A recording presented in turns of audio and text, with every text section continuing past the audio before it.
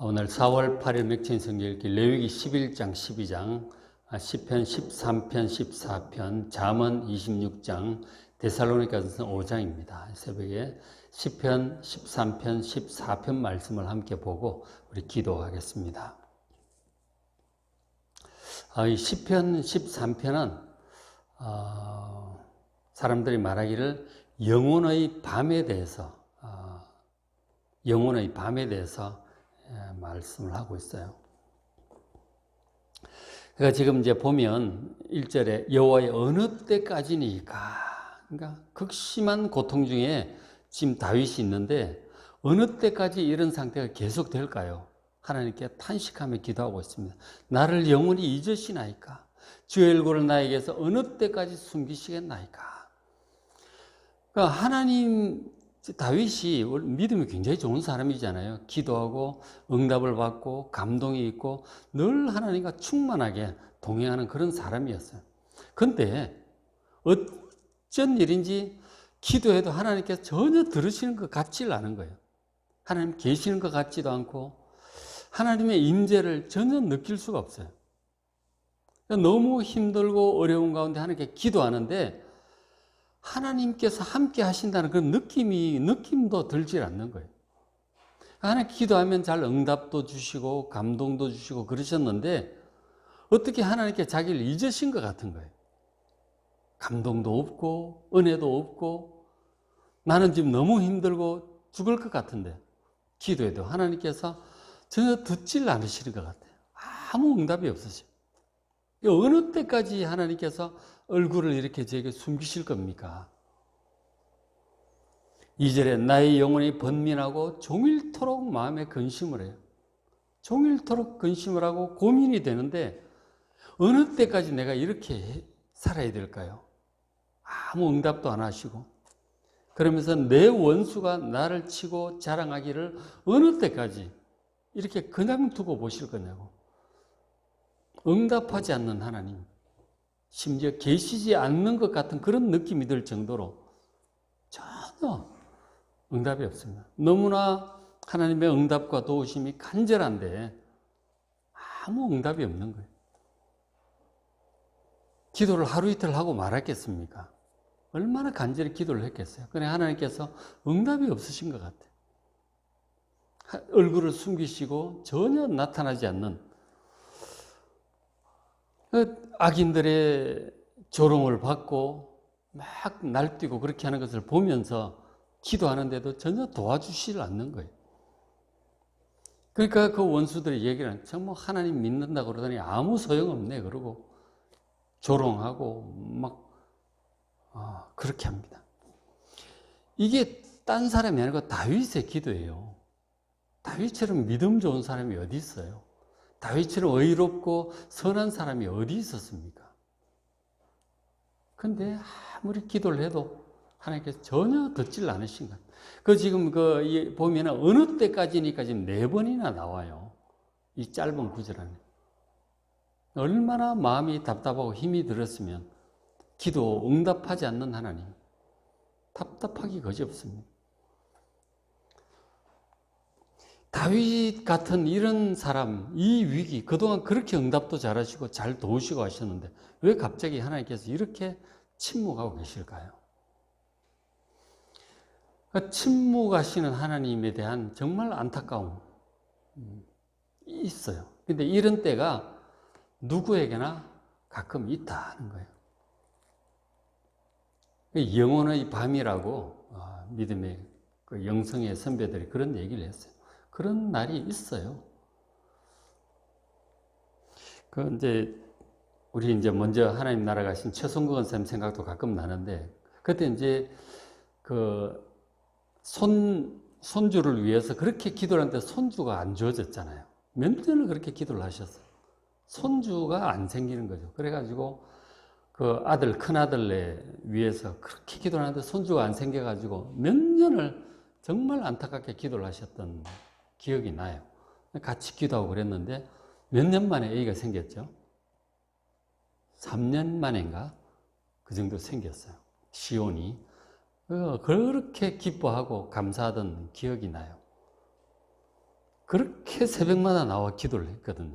새벽도 오고 낮에도 오고 그렇게 간절히 기도를 했는데 하나님께서 그렇게 안 들어주시는지 너무 안타깝더라고요, 저희들도. 근데 결국 하나님께서 응답하셨고 그 아기 시온이가 태어났죠. 그렇게 막 이쁘게 잘 크고 있단 말이에요. 그러니까 결국은 하나님 응답을 하셨는데 그런 기간을 두시더라고 보니까. 기간을 두셔. 그러니까 아브라함도 그랬고 뭐 아기를 못 낳아서 그렇게 힘들어하는, 굉장히 아브라함 같은 경우는 뭐 하나님 믿고 따른 지 25년 만에 100살의 아기를 낳는 거 아니에요. 그런 기간을 뭐 두실 때가 있더라고 보니까. 지금 다윗 같은 경우도 그렇게 기도 잘하고 응답 잘 받고 은혜가 넘치고 잘 동행을 하고 하나님의 은혜로 전쟁마다 이기고 그렇게 했었는데 이런 때가 있다니까. 영혼의 밤이 있어요. 그렇다고 하나님이 떠나가신 것도 아니고 안 계신 것도 아니에요. 기도를 안 들으시는 것도 아니에요. 그런 일을 허락하실 때는 감당을 해야 됩니다. 이유가 있다 하는 거죠. 결국은 이제 믿음을 한 단계 더 성장시키기도 하시고 뭐 여러 가지 이유가 있겠죠. 뭐 때를 기다리는 시대도 있고 가장 적합한 때 하나님께서 일을 하실 때는 여러 사람들을 모두 보시거든요. 우리는 내 사정만 알아죠. 근데 하나님께서는 기도하는 내 안타까운 사정만 보는 것이 아니고 옆에 사정과 대적들의 상황과 옆에 상황, 이 사람 저 사람 전부 다 한꺼번에 보고 계시거든요. 다 타이밍을 맞춰서 하시는 거예요. 그러면서 믿음의 훈련도 시키시고 이런 것들 다 한꺼번에 하시거든요. 하나님의 그 깊으신 마음, 넓으신 마음, 모든 것들을 고려하시는 그런 이제 것을 알고 믿고 하나님 믿고 하나님의 때를 잘 기다리시길 바랍니다. 하나님 마음 변하신 거 아니에요. 우리를 이제 더 이상 사랑하지 않는 것도 아닙니다. 여전히 동일하게 사랑하시고 하나님 마음을 한결 갖고 그리고 우리를 가장 좋은 길로 인도하고 계심을 믿으시기 바랍니다. 그리고는 믿고 그럴 때는 또 인내해야 되는 거죠. 저게 이제 구체적으로 어떤 상황인지는 잘 알 수는 없어요. 다윗 인생을 우리가 대략은 알잖아요. 사무엘 상하를 통해서 대략은 아는데 저 어느 때에 저런 기도를 했는지 저 기간이 어느 정도였는지 잘 몰라. 예를 들어서 그럴 수 있겠죠. 다윗이 이제 그 사울 왕을 피해 가지고 막 하다 안 돼 가지고 더 이상 국내에 있을 수 없어서 블레셋으로 망명을 갔잖아요. 그 블레셋이 그 골리앗이 블레셋 사람이란 말이에요. 근데 하다 오죽하면 블레셋으로 갔겠어요. 근데 거기서 어쨌든 받아줘 가지고 있게 되는데 뭐 말도 못하는 삶을 살죠. 뭐 욕도 먹어가면서 뭐 노략질 해가면서 뭐 여차하면 이스라엘하고 전쟁도 하게 생겼다니까. 그런 수모를 당해가면서 지냈거든요. 하나님께서 내가 언제까지 이렇게 살아야 됩니까? 언제까지 이렇게 살아야 될까요? 아마 그런 기도였는지도 모르겠어요. 정말 답답하고 힘들었겠죠. 응답하지 않는 하나님, 이 영혼의 밤, 그런 일을 허락하실지라도 하나님 믿으시고 여러분 잘 인내하시길 바랍니다. 결국 주께서 돌아오게 하시잖아. 그리고 돌아오니까는 그 다음 왕 됐어요. 왕 되기 직전의 상황으로 이제 볼 수도 있겠죠. 이런 고난을 잘 견디고 났더니 드디어 이제 남쪽 유다의 왕이 되었어. 그리고는 결국 전체 이스라엘의 왕이 되죠. 그런 어쨌든 하나님께서 허락하시는 이 영혼의 밤에 대해서 여러분 하나님 믿고 잘 견디시길 바랍니다. 어쨌든 다윗이 지금 이렇게 기도를 하고 있는 것이죠. 그리고 더 이제 기도하기를 막 그 마음으로 3절에 여호와 내 하나님이여 나를 생각하사 응답해 달라고 나의 눈을 밝히소서. 눈을 좀 밝게 해주소. 두렵건대 내가 사망의 잠을 잘까 하오며 이렇게 계속 가다가는 내가 사망의 잠을 잘 것 같은 거죠. 너무 이렇게 길어지면 내가 감당을 못할 것 같다 하는 거죠. 다윗도 그랬던 것이죠. 저 사망의 잠이라고 하는 것이 예를 들어서 뭐 조난 당했을 때 우리 영화 이런 데 가끔 보지만 산에서 옛날에 길을 잃는 경우가 있잖아요. 한겨울에.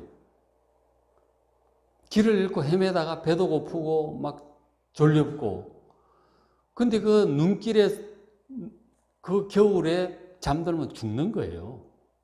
그렇잖아요. 어떡하지 버텨야 되는 거죠. 막 뺨을 때려서라도 막 잠자면 안 되는 거죠. 그 조난 상황에서 잠들면 그냥 죽는 거예요. 그런 걸 얘기하는 거예요. 일이 너무 힘드니까 막 이제 지치는 거죠. 포기하고 싶은 거예요. 그 사망의 잠이에요. 포기하고 지치고 잠들면 그건 멸망하는 거라고. 그 근심과 염려와 두려움과 배고픔과 피곤함과 이런 데서 포기하고 싶은 거예요. 그러면 이제 자면서 죽는 거죠. 그 다윗이 그렇게 막 포기하고 싶은 마음이 들 정도였던 거죠. 사망의 잠에 빠지지 않도록 하나님 저를 지켜달라고 살려달라고 간절히 기도하는 겁니다. 4절에 두렵건대 나의 원수가 이르기를 내가 그를 이겼다. 내가 흔들릴 때 나의 대적들이 기뻐할까나이다. 우리의 원수와 대적들이 있어요. 공격하고 아주 망하게 하려고 하는 사람들이 있다니까요. 다윗 주변에 많았어요. 사울 왕도 그랬고 막 옆에 막 이 사람 저 사람 다윗 죽이려고 그런 사람들 얼마나 많았게요.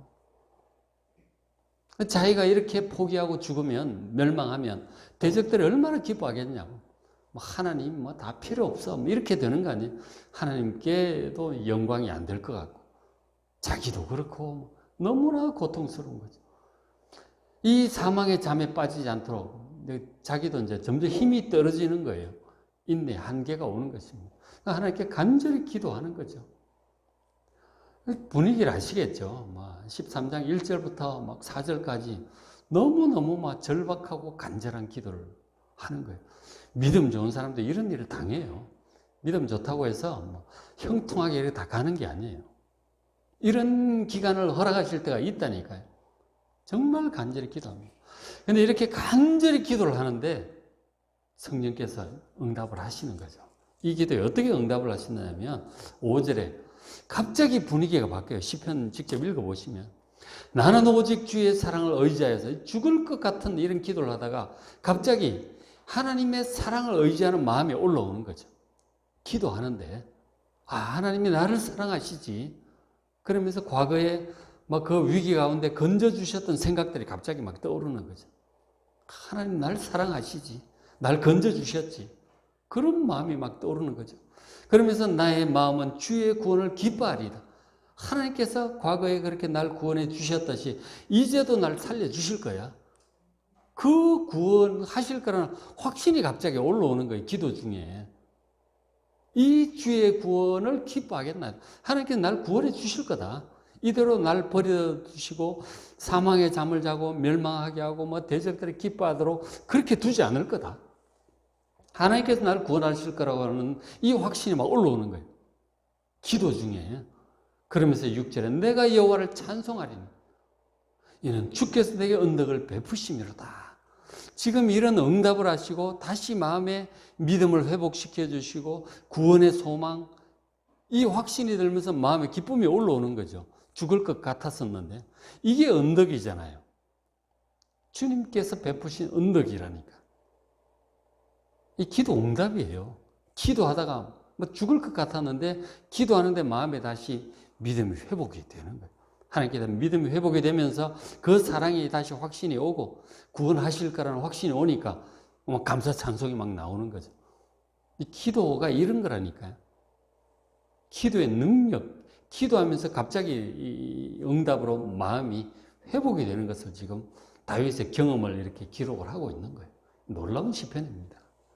죽을 것 같이 힘들어서 기도를 했는데 응답하시는 이러한 은혜가 바로 기도에 있다 하는 거죠. 기도의 능력이고 기도의 은혜예요. 이러한 은혜가 오늘 기도 시간에 여러분 가운데 있으시길 바랍니다.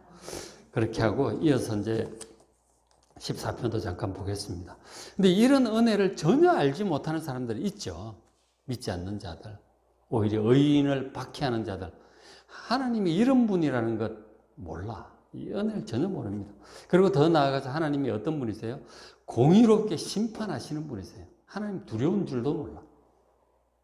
하나님 좋은 줄도 모르고 두려운 줄도 모르는 이 사람들이 있어요. 그게 시편 14편인데 14편 1절에 어리석은 자다. 이 어리석은 자는 그의 마음에 이르기를 하나님이 없다. 하나님이 계신다고 생각하면 그럴 수가 없죠.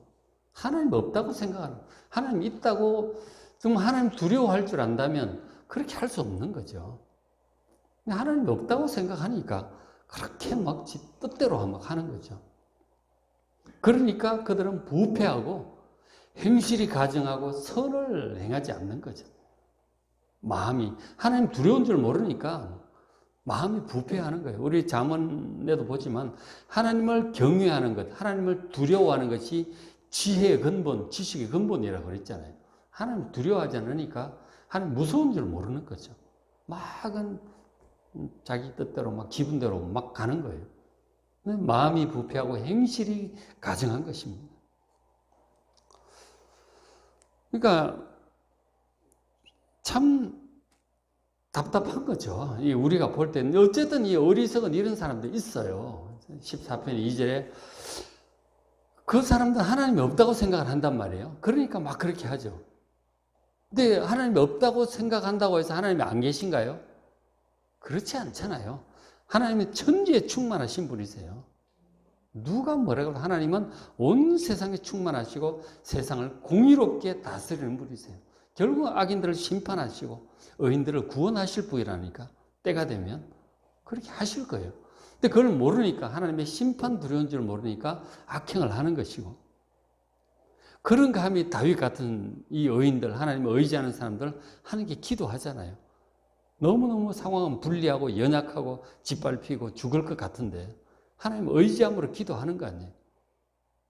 하나님께서 기도에 응답하고 위로하시고 그러시더니 결국은 나중에 하나님께서 돌아오게 하시잖아요. 왕되게 하시잖아요.